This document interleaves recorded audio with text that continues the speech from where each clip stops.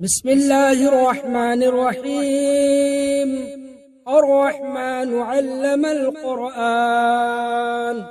خلق الإنسان علمه البيان. الشمس والقمر بحسبان، والنجم والشجر يسجدان.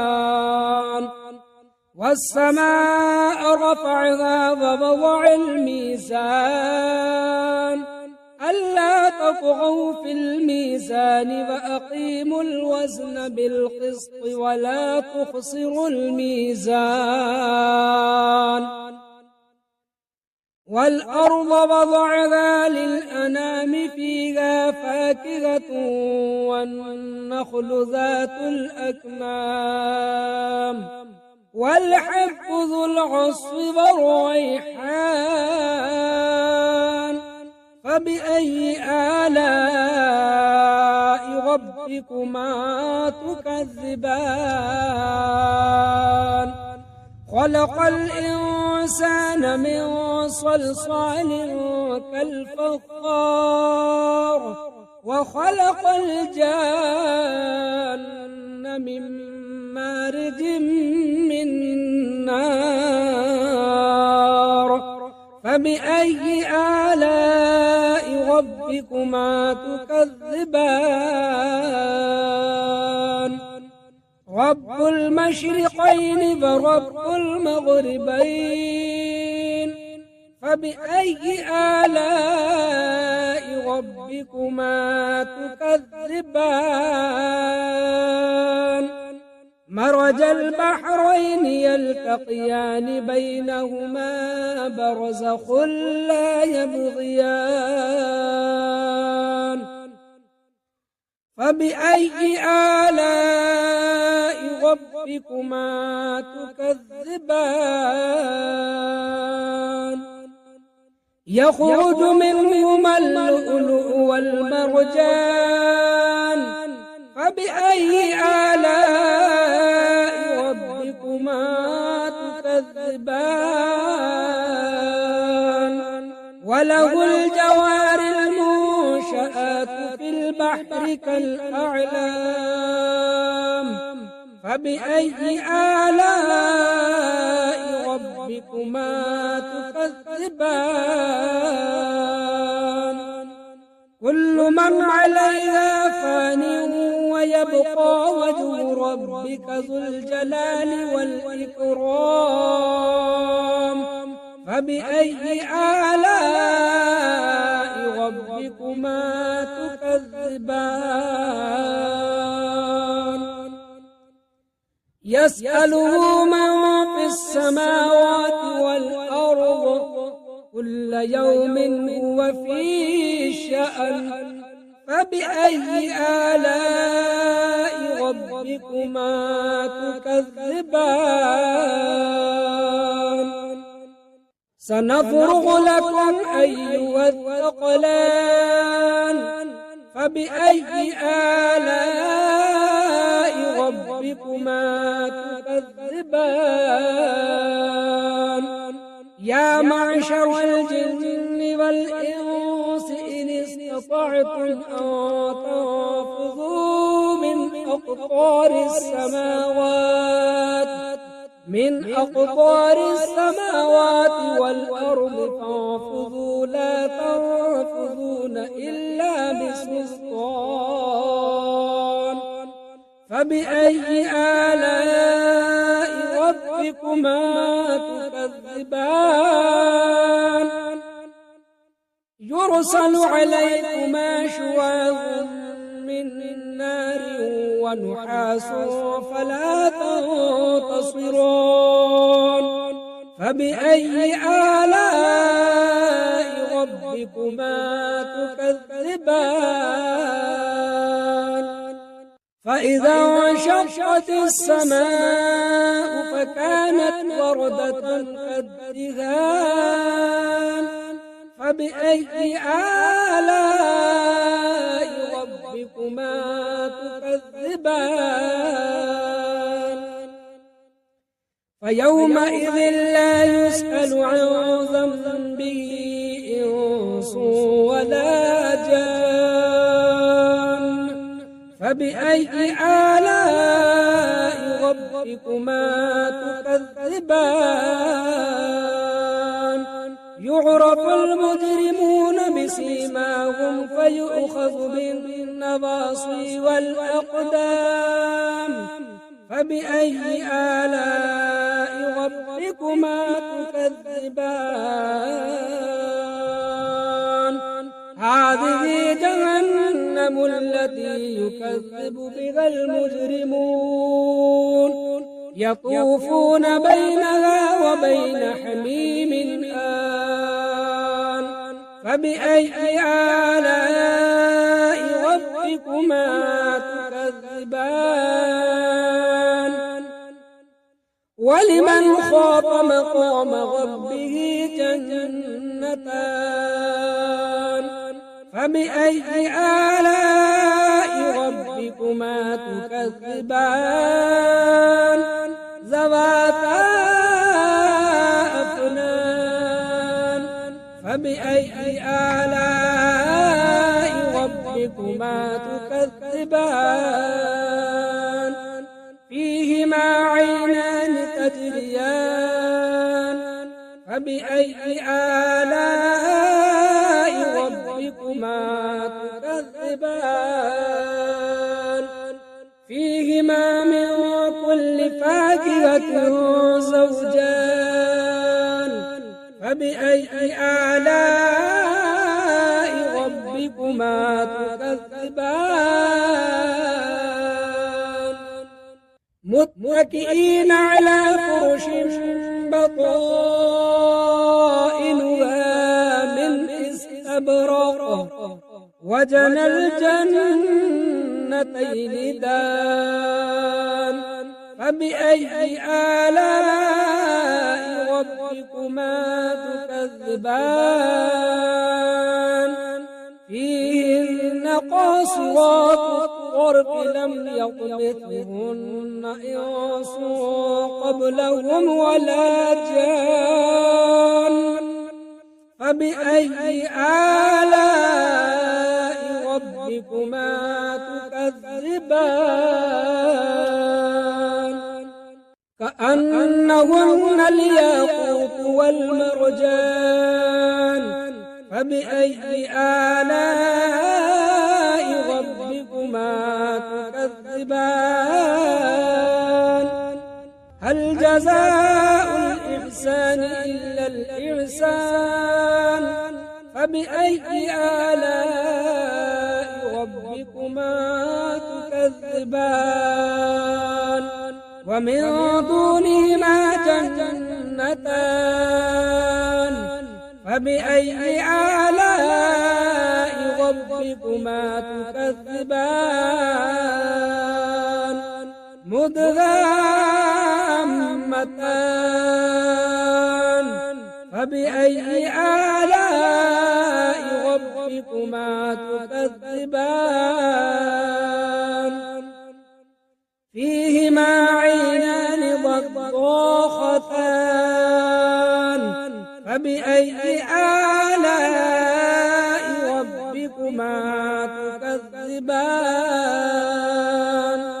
فيهما فاكهة ونخل ورمان فبأي آلاء ربكما تكذبان فيهن خيرات حسان فبأي آلاء ربكما تكذبان حور مقصورات في الخيام فبأي آلاء ربكما تكذبان لم يطمثهن إنس قبلهم ولا جان فبأي آلاء ربكما تكذبان متكئين على رفرف خضر وعبقري حسان فبأي آلاء ربكما تكذبان تبارك اسم ربك ذي الجلال والإكرام أعوذ بالله من الشيطان الرجيم بسم الله الرحمن الرحيم ياسين والقرآن الحكيم إنك لمن المرسلين على صراط مستقيم تنزيل العزيز الرحيم لتنذر قوما ما أنذر آباؤهم فهم غافلون لقد حق القول على أكثرهم فهم لا يؤمنون إنا جعلنا في أعناقهم أغلالا فهي إلى الأذقان فهم مقمحون وجعلنا من بين أيديهم سدا ومن خلفهم سدا فأغشيناهم فهم لا يبصرون وسواء عليهم أأنذرتهم أم لم تنذرهم لا يؤمنون إنما تنذر من اتبع الذكر فخشي الرحمن بالغيب فبشره بمغفرة وأجر كريم إنا نحن نحيي الموتى ونكتب ما قدموا وآثارهم وكل شيء أحصيناه في إمام مبين واضرب لهم مثلا أصحاب القرية إذ جاءها المرسلون إذ أرسلنا إليهم اثنين فكذبوهما فعززنا بثالث فقالوا إنا إليكم مرسلون قالوا ما أنتم إلا بشر مثلنا وما أنزل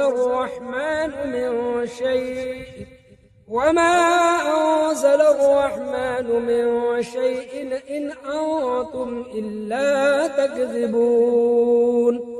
قالوا ربنا يعلم إنا إليكم لمرسلون وما علينا إلا البلاغ المبين قالوا إنا تطيرنا بكم لئن لم تنتهوا لنرجمنكم وليمسنكم منا عذاب أليم قالوا طائركم معكم أئن ذكرتم بل أنتم قوم مسرفون وجاء من أقصى المدينة رجل يسعى قال يا قوم اتبعوا المرسلين اتبعوا من لا يسألكم أجرا وهم مهتدون وما لي لا أعبد الذي فطرني وإليه ترجعون أأتخذ من دونه آلهة إن يردني الرحمن بضر لا تغن عني شفاعتهم شيئا ولا ينقذون إني إذا لفي ضلال مبين إني آمنت بربكم فاسمعون قيل ادخل الجنة قال يا ليت قومي يعلمون بما غفر لي ربي وجعلني من المكرمين وما أنزلنا على قومه من بعده من جند من السماء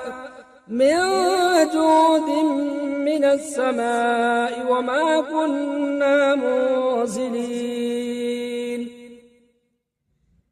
إن كانت إلا صيحة واحدة فإذا هم خامدون يا حسرة على العباد ما يأتيهم من رسول إلا كانوا به يستهزئون ألم يروا كم أهلكنا قبلهم من القرون أنهم إليهم لا يرجعون وإن كل لما جميع لدينا محضرون وآية لهم الأرض الميتة أحييناها فأخرجنا منها حبا فمنه يأكلون وجعلنا فيها جنات من نخيل وأعناب وفجرنا فيها من العيون ليأكلوا من ثمره وما عملته أيديهم أفلا يشكرون سبحان الذي خلق الأزواج كلها مما تنبت الأرض ومن أنفسهم ومما لا يعلمون وآية لهم الليل نسلخ منه النهار فإذا هم مظلمون والشمس تجري لمستقر لها ذلك تقدير العزيز العليم والقمر قدرناه منازل حتى عاد كالعرجون القديم لا الشمس ينبغي لها أن تدرك القمر ولا الليل سابق النهار وكل في فلك يسبحون وآية لهم أنا حملنا ذريتهم في الفلك المشحون وخلقنا لهم من مثله ما يركبون وإن نشأ نغرقهم فلا صريخ لهم ولا هم ينقذون إلا رحمة منا ومتاعا إلى حين وإذا قيل لهم اتقوا ما بين أيديكم وما خلفكم لعلكم ترحمون وما تأتيهم من آية من آيات ربهم إلا كانوا عنها معرضين وإذا قيل لهم أنفقوا مما رزقكم الله قال الذين كفروا للذين آمنوا أنطعم من لو يشاء الله أطعمه إن أنتم إلا في ضلال مبين ويقولون متى هذا الوعد إن كنتم صادقين ما ينظرون إلا صيحة واحدة تأخذهم وهم يخصمون فلا يستطيعون توصية ولا إلى أهلهم يرجعون ونفخ في الصور فإذا هم من الأجداث إلى ربهم ينسلون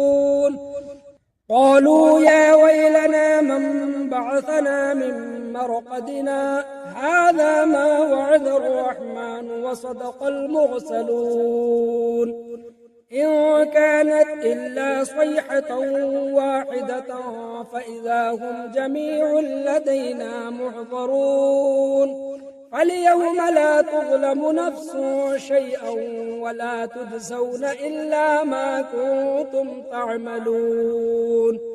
إن أصحاب الجنة اليوم في شغل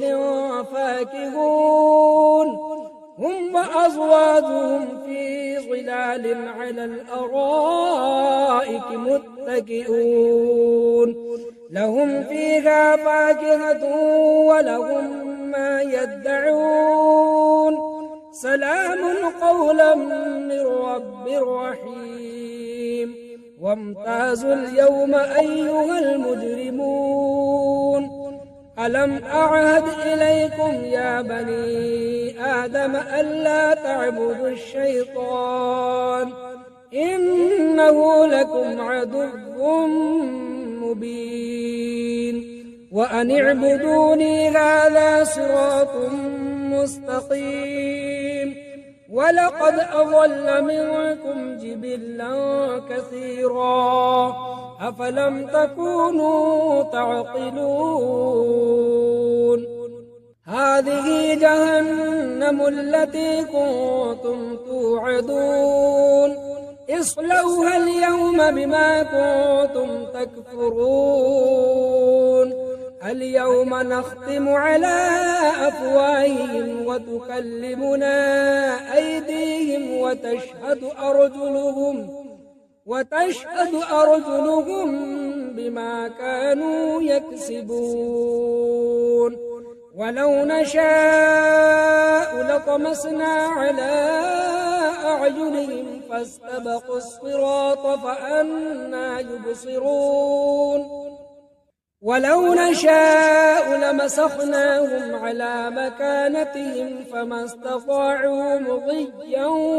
ولا يرجعون ومن نعمره ننكس في الخلق أفلا يعقلون وما علمناه الشعر وما ينبغي له إن هو إلا ذكر وقرآن مبين لينذر من كان حيا ويحق القول على الكافرين أولم يروا أنا خلقنا لهم مما عملت أيدينا أنعاما فهم لها مالكون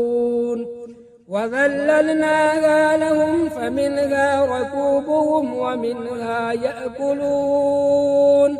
ولهم فيها منافع ومشارب أفلا يشكرون واتخذوا من دون الله آلهة لعلهم ينصرون لا يستطيعون نصرهم وهم لهم جند محضرون فلا يحزنك قولهم إنا نعلم ما يسرون وما يعلنون أولم ير الإنسان أنا خلقناه من نطفة فإذا هو خصيم مبين وضرب لنا مثلا ونسي خلقه قال من يحيي العظام وهي رميم قل يحييها الذي أنشأها أول مرة وهو بكل خلق عليم الذي جعل لكم من الشجر الأخضر نارا فإذا أنتم منه توقدون أوليس الذي خلق السماوات والأرض بقادر على أن يخلق مثلهم بلى وهو الخلاق العليم إنما أمره إذا أراد شيئا إذا أراد شيئا أن يقول له كن فيكون فسبحان الذي بيده ملكوت كل شيء وإليه ترجعون